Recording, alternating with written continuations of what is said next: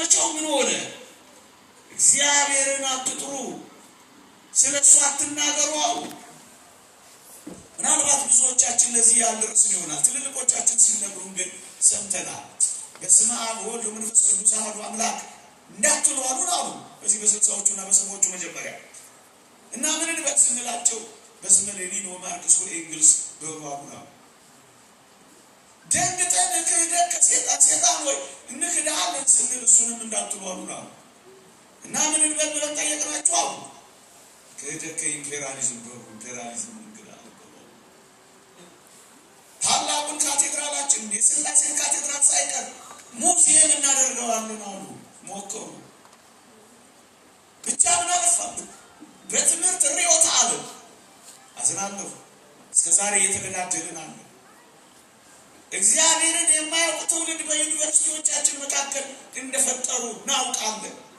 ምዕመናን፣ የብዙ የጸብ ልዩነቶቻችን የተነገሩት በዩኒቨርሲቲዎቻችን ናቸው። የዘመናት ኩርሶ የወለዱ ሀብቶች በጥናትና ምርምር ስሞች ቀረቡ። ብዙ ማለት ይቻላል፣ ግን ምን ያደርጋል? እስከ ዛሬ ድረስ ደም እየፈሰሰ፣ እስከ ዛሬ ድረስ እንባ እያነባ፣ እስከ ዛሬ ድረስ እግዚአብሔርን የሚፈራ ትውልድ እያጣ እርስ በርስ እየተጫረስን አለን።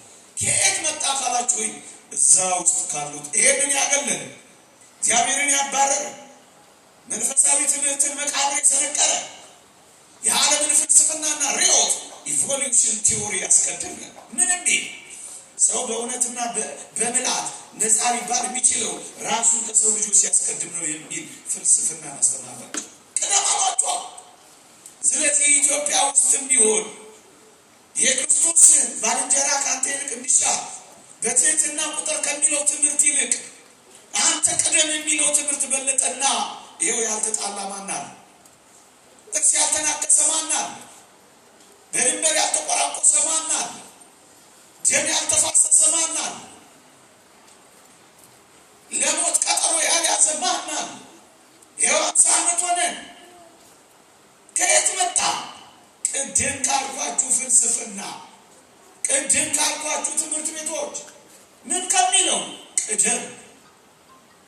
ሰው በእውነትና በምልአት ነፃ ሊባል የሚችለው ራሱን ከሰው ልጅ ሲያስቀድም ነው ከሚለው አጓጉል የዓለም ትምህርት እኔ የበልጥ የዓለም ስራ ሆነ። የጦር መሳሪያ ሽቅድምድም የዓለም ቅኝት ሆነ።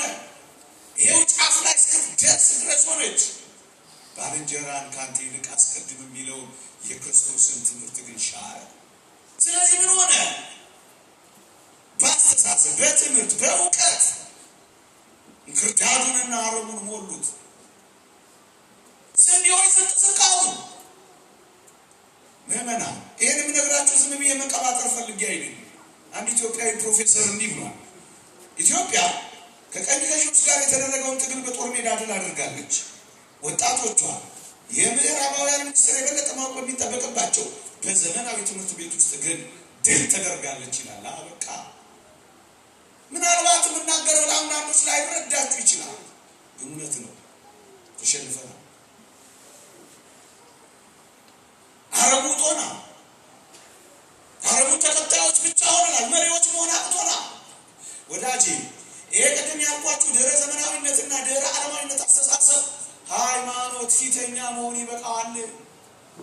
እግዚአብሔር ምድራችን እስከ መቼ እየመራ ይቆያል? የሃይማኖት ተጽዕኖ በሰው ልጆች ላይ ይበቃል ብሎ ነው የተነሳው። ስለዚህ እንዳጠቃላይ አፍረናል። እንደኛም ሀገር ተቆርጠናል። ወዳጆቼ እናም ስንዴ ማብቀል ሲያንሰን ነው። እንክርዳድና አረም ላለመሆን መታገል ብቻ አይደለም የሚያስፈልገን በዚህ ዘመን፣ ስንዴ ለማብቀል መታገል ነው። ምዕመናን፣ እውነት እንነጋገር ከተባለ በዚህ ዘመን ሌብነት ተወድሶ ታማኝነት ኮሶ የምናየው ምን ስለሆነ ነው ካላችሁ አረም ስለበዛ ነው። ሙሰኛው የገባው ታማኙ ያልገባው የሚባለው ምን ስለሆነ ነው? አረምና እንክርዳድ ስለበዛ ነው። የተወደዳችሁ ክርስቲያኖች፣ በፈሪሃ እግዚአብሔር የሚኖረው ኋላ ቀር ደግሞ ያኛው ተቃራኒ ተራማጅ ንጽሕና በርኩሰት ፊት አፍሯል። ድንግልና በዘማዊነት ፊት ተሳቋል። ነገር ተቀይሯል። ይህን ያመጣው ቅድም ያልኳችሁ መንፈሳዊ ትምህርት ቤቶቿ እንድንሰብር እነሱን ብናደክም አበቃ። እውነት ነው። ሳናውቀው ስስብልታችን ተመቷል። ይሄው መደመጣችንን አጥተናል። ልጆቻችንን ማዳን እንኳን አልቻልንም። ካህናቶቻችንን እንኳን መታደግ አልቻልንም። ችግሩ እኛም ቤት ገብቷል። የማያውቅ ሰው ለሚከፈትበት ጥቃት ዝግጁነት አይኖረውም። እንደውም ባለማወቅ ተባባሪ ይሆናል። ይሄ ትውልድ ባለማወቅ ተባባሪ የሆነ ጥፋቱን እያስቀደመ ነው ያለው። ይልቁኑ አብረን ስንናገር ምን ለማድረግ እግዚአብሔርን የሚያውቅ ትውልድ እንፍጠር። የሚያስተምር በማስተማሩ ይትጋ፣ የሚዘምር በመዝመሩ ይትጋ፣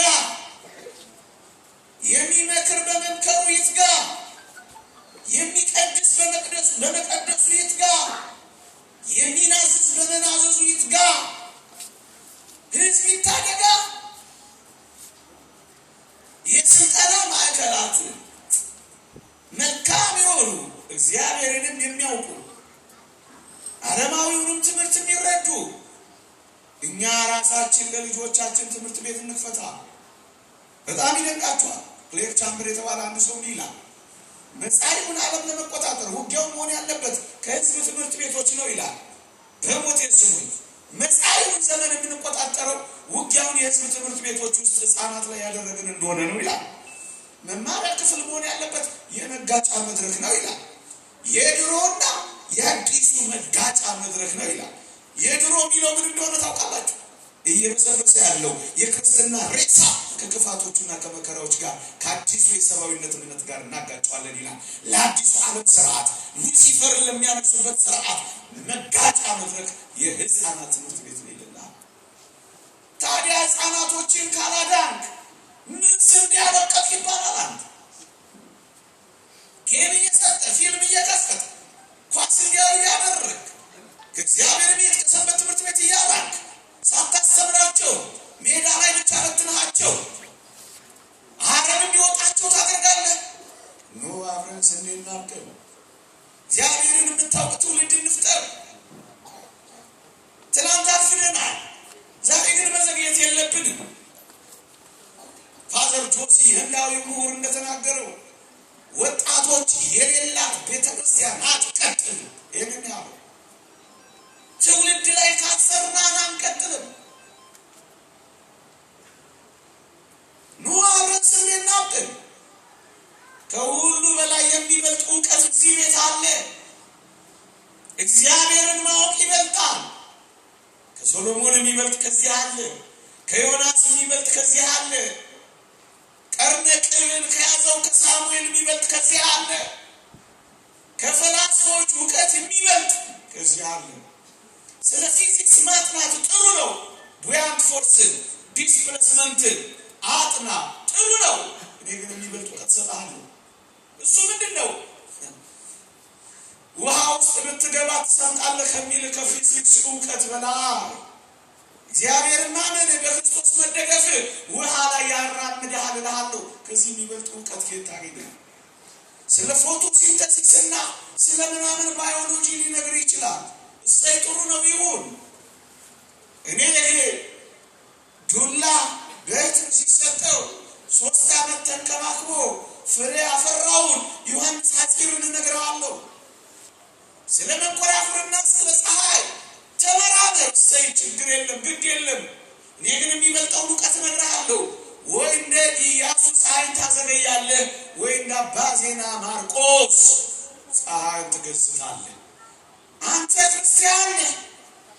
አንተን ማወቅ የላከውን ማወቅ ይህች የዘላለም ሕይወት ናት እንዳለው የዘላለም ሕይወት የሚሰጥ እውቀት እዚህ ቤት አለ። ፉከራ አይደለም። ታዲያ እንዴት ባረም ትዋጣለህ? ናስ እንዴት አግዙ። ገንዘብ ያላችሁ በገንዘባችሁ፣ ጸሎት ያላችሁ በጸሎታችሁ፣ ፈቃድ ያላችሁ በፈቃዳችሁ፣ ጉልበት ያላችሁ በጉልበታችሁ፣ ልብ ያላችሁ በልባችሁ፣ እውቀት ያላችሁ የካህናት ማሰልጠኛዎች፣ የህፃናት ትምህርት ቤቶች፣ ወጣቶችን የምናሰለጥንባቸው ኮሌጆች፣ በጎ መሪዎች የምናፈራባቸውን የሊደርሺፕ ማዕከላት፣ ምርጥ መነኮሳት የሚወጡበት ገዳማት እንፍጠርላቸዋል። 4 ኪሎን የሚሞሉ አይደለም፣ መንግስተ ሰማያትን የሚሞሉ በረሃውን የሚያጭቁ ቤተክርስቲያንን ተሸክመው ይህንን ዘመን የሚያሻግሩ ሰው ጸጥ ብለን እንስራ። ልንለውጠው ከማንችለው አረም ጋር ለምን እንታገላለን? ጊዜ አባከን፣ ተስፋ ቆረጥን፣ አንዳንዶቻችን ደከመን። አብረን ስናውቅ የጮኩባችሁ ከሆነ ይቅርታ። ይህን ህዝብ ካገኘው ግን ይህን ሳልናገር ለምን ይሄዳል? ማታ ሞትስ ነገ ባላገኛችሁስ? አብረን ስናውቅ አብረን ስናውቅ ሌላ ስንዴ ማብቀያ ቦታ ልንገራችሁ።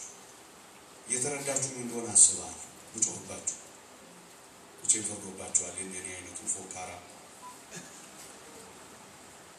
ኤሪክ ቤሪስ የተባለች የ18ኛው መቶ ክፍለ ዘመን አንዲት የጨለማው ቡድን ሴት እንዲህ አለች። መጽሐፏ ላይ ነው ያነበብኩት። የክርስትና እምነት በዋናነት ከትውልድ ወደ ትውልድ የሚተላለፈው በቤተሰብ በኩል ነው። ስለዚህ አለች የቀድሞውን ክርስትና ለማጥፋት በዋናነት ምንጭ የሆነውን ቤተሰብን ማጥቃት አለብን አለች። ድገማ። የክርስትና እምነት ከትውልድ ወደ ትውልድ የሚተላለፈው በቤተሰብ በኩል ነውና የጥንቱን ክርስትና ለማጥፋት አሁን ያለውን ኦርቶዶክሳዊ ቤተሰብ ቤተሰብን ማጥቃት አለብን አለች። እውነት ነው።